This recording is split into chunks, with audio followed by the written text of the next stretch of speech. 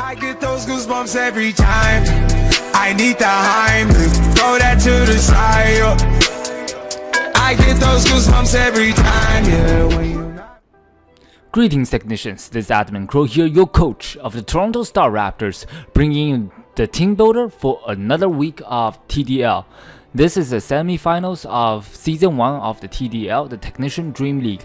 And this week we are taking on a rematch against one of the fellow Techmins, Allan AKA DFC, aka Dark Firecat, the coach of the Costa Rica Tropius, I believe that's his team name. And Allan actually finished, I believe, overall first place in the regular season, and is one of the coaches that beat us in the regular season as well. So this week we're just gonna try to have fun a little bit because of the Techmin relationship almost, and I'm gonna try to bring some interesting stuff against this fellow Techmin of mine. And yeah, let's just hop into the builder, see what I have for him for the semi-finals of the TDL. And first up, obviously, we have 4 techs, the only technician on my entire roster. And speaking of roster, Allan's entire roster hasn't changed throughout the season. It should appear to your right momentarily. And Smeargle here has the item focus sash. This is our designated lead. With the moves Fake Out, Spikes, Endeavor, King's Shield. Fake Out is there generally to click simply because it is technician boosted, nice 40 base power, and staff is gonna do literally 0, but of course I have to bring a technician boosted move on my technician, right? And it will be basically my click if he doesn't lead a Mew. He did bring Fake Out Mew last time, which is very clever to counter my Smeargle, which I didn't bring last time around. That's why I have the King's Shield here in case he does bring the same Mew and decide to lead with that again to counter my Smeargle lead. So I can go for the King's Shield to scout out the Fake Out on the Mew, and otherwise I'll just be going for a Technician boosted Fake Out turn 1 to break potential sashes, and just go for a Technician boosted move against my fellow Technician here. And the purpose of Smeargle is mainly to set up hazards, especially spikes. It's only I believe he's actually my only spiker throughout my roster. And it's the very first time I bring spikes against them.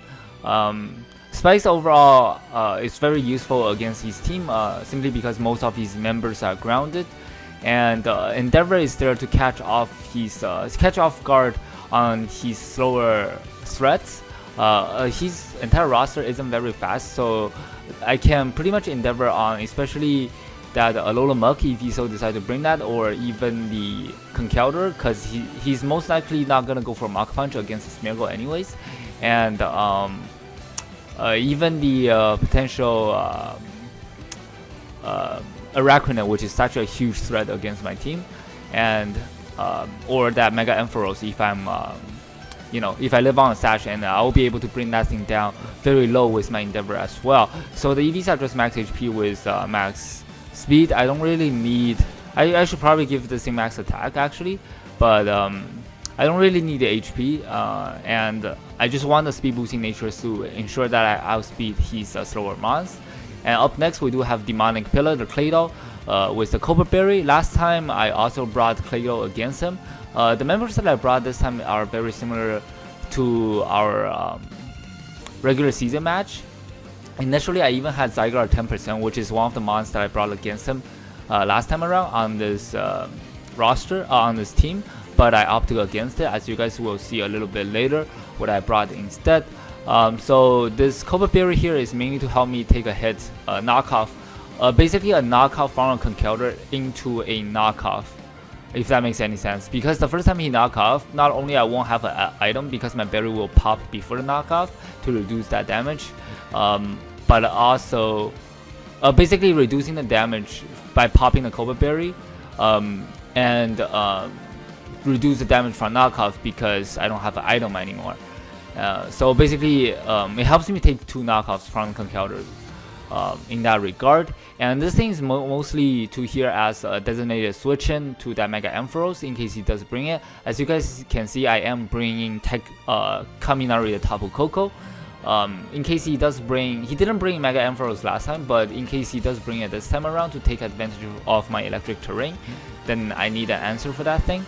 And last time around, I believe I had a juicy berry, like one of the figgy berry or something on my clay doll, one of the super berries.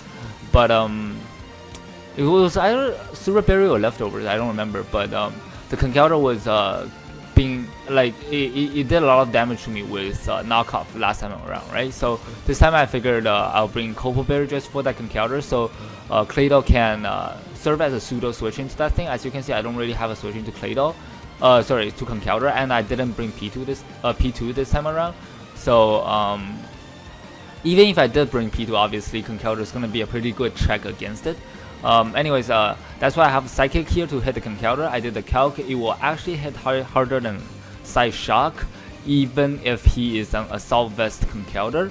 And Earth Power is to hit the... Basically, Psychic plus Earth Power hits his entire roster. And that's just my dual stab. And Earth Power over Earthquake, simply because I don't want to get potentially burned from that Mew if I do so decide to lead with my Claydol. Because this will be my pseudo switch into the Mew, as well as it does resist Mew's main stab, being that Psychic. But of course, there's so many things that Mew can do against me. He will probably have a way to hit me for super effective if he so decide to pack the coverage. And Rapid Spin is there just for hazard control. The EV spreads are very similar to last time around. Max HP with Calm Nature and 100 in Spadef to mainly take on the Mega Ampharos, and quite a bit in defense to take on the Conkeldurr if I need to. And up next, we do have Endeavor packing the exact same set as last time actually. Darmanitan with the item leftover and ability Sheer Force. This is actually exact same set that I brought against him last time around, which is Rock Slide, Flare Blitz, Earthquake, and Zen Headbutt. Zen Headbutt is for the Conkeldurr, Rock Slide is for the Araquanid, and everything else I click Flare Blitz against. Earthquake is also there for the Entei and Alola Muk if I don't want to take the recoil damage, and one of the big one mainly being the Stakataka, and Mega Ampharos obviously being another one that resists my Flare Blitz. And in case I don't want to take all that recoil damage, I can just afford to take the recoil damage from Life Orb, as it doesn't get boosted by Sheer Force if I go for Earthquake, meaning I will take Life Orb recoil, but I won't be able to. I won't take that 30% recoil as opposed of going for Flare Blitz, right? And it's just a general ground stab is really good against Allan's roster in general. Simply because I don't think his only flying type is that Articuno, and his ground resist is that Superior, and Superior gets threatened out by Darmanitan anyways.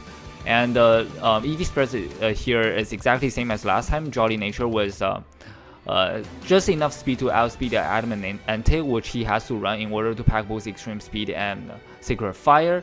Obviously has to be shiny as well, and max attack to help me hit as hard as I can, the rest in HP. Very straightforward there. And Kaminari Tabu Koko is what I have next. Packing the Assault Vest, serving as a pseudo switch into that Mew and the Superior in case he gets to +2, and I will just be able to hit that thing up with a U-turn. And the Grass Knot is there for his only ground type, which is that Mudsdale. And the Thunderbolt is there for general stab. Obviously, U-turn in case he does bring that Mudsdale, I'll be able to keep momentum without having to go for a Volt Switch, which will get blocked by that Mudsdale. Dazzling Gleam, I forgot what this is for. Oh yeah, it's for the Mega Ampharos, because otherwise I don't have a way of hitting that thing. He will quad resist my Electric Stab once he Mega Evolves. And up next we do have Totoroki, the Kirin Black. I didn't bring Kirin Black last time against him. This time I'm bringing Assault Vest Kirin Black for the first time, I believe. And dual Assault Vest core here to handle both the Mew and the Superior once again. The Superior is very threatening. I actually thought about bringing Sticky Web of my own to counteract his Sticky Web, so I don't have to bring Hazard Control. But because of that Superior, I opt to go against it. Of course, he has the ability Contrary. It will, if I go for Sticky Web, it will boost his speed instead of dropping it. That's why I have 2 checks for that Superior. Actually, more than 2 checks. I built it in a way so that most of my offensive members can handle the Superior overall. That's why I didn't try to play around the speed tier too much. Oh yeah, and Tapu Koko's EV spray just max HP, no, max special attack and mostly in speed to ensure I outspeed his superior. And Kieran Black here with the movesets Earth Power, Facade, Ice Beam, and Fusion Bolt. Fusion Bolt is mainly there for the Araquanid. Ice Beam is there for his Grambo. Because I am actually not packing the Dragon Stab. He did bring that Grambo last time against me. With the Intimidate, he serves as a pretty well check to the Kieran Black if he's packing an Assault Vest Grambo. But my best way of hitting that thing is still through Ice Beam. I thought about putting Flash Cannon on this thing instead of Fusion Bolt, but I would like to hit that Araquanid. As you can see, I don't really have too much of a good switch into that Araquanid as well, barring my Gungnir Celesteela, but I don't want to be constantly switching into that thing like I did the last time I played him, because I am bringing a setup Celesteela, as you guys will see in a little bit here, and the Earth Power is mainly there for the Stack Attacker, same idea, Entei and Mega Ampharos and Alola Muk. Facade is there to, in case he's packing a Will-O-Wisp on that Mew, more of a supportive or defensive variant. I will be able to take the Will-O-Wisp and just fire off a Facade. And in case he's bringing the same sets as last time on his Grambo, which he had Toxic for the P2 primarily, I will be able to eat up that Toxic and just go for the Facade. And Ice Beam again is just there to hit the Grambo. I'll be going for my physical attacks most of the time anyways. And Fusion Bolt, I already explained, is mainly there for the... Oh yeah, and the Ice Beam is also for the Superior. So I'll be able to switch into the Superior, take a Leaf Storm and a Dragon Pulse on the following turn and just be able to fire off a big Ice Beam against it if he thinks that he can knock me out by going for Leaf Storm into a Dragon Pulse. And yeah, the EV spreads are just max HP and 72 in defense with a defense boosting nature relaxed, minus speed. I don't really need the speed as his things are either already faster than Kieran Black or really slow that even with a minus speed nature, my Kieran Black can still outspeed most of his roster. And the EV spreads I didn't really do any calcs, but I just put some in attack and special attack, and primarily max HP and max defense. The defense boosting nature is also help me take on the Araquanid. I will be able to, as I mentioned before, I don't have a good switch into the Araquanid. This thing is mainly to switch into the Serp, Mew, and Araquanid, and I'll be able to take a water bubble boosted liquidation and then just be, because I do resist, and I'll just be able to fire off a Fusion Bolt in return. He doesn't have too many good switching into it. His best switch-ins are to my Fusion Bolt are Superior and Mudsdale, which both get destroyed by Ice Beam. The Bolt Beam coverage is real, and yeah, and I believe the last member is where our Gungnir Celesteela comes back in again with the Flynium Z, similar to my round 1 of playoffs. However, this time we are packing a little bit of heat here with the Autonomous, of course, to ensure that I outspeed both the Mew and Entei and Superior, which are 3 of the fastest members on his team. And I will be able to go for that Earthquake, which is really good against his team. The ground coverage, like I mentioned before, same idea with Earth Power on Kieran Black and Earth Power on Demonic Pillar, the Clay Doll, and obviously Earthquake on Endeavor as well. And fly instead of Air Cutter, Air Slash, simply because I want to have Beast Boost in attack instead of running a mix set. I actually debated back and forth between a mix set or a fully physically offensive set, but I eventually decided to go with this set simply because he's Intimidator.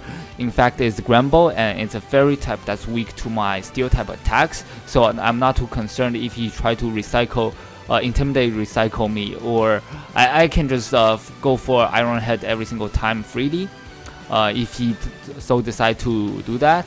And Fly is, I guess, the only physical flying type move, flying flying type move that I can find for Celesteela to pair with Flying MZ. Apart from acrobatics, obviously it's not going to do a whole lot as I am packing the Z Crystal.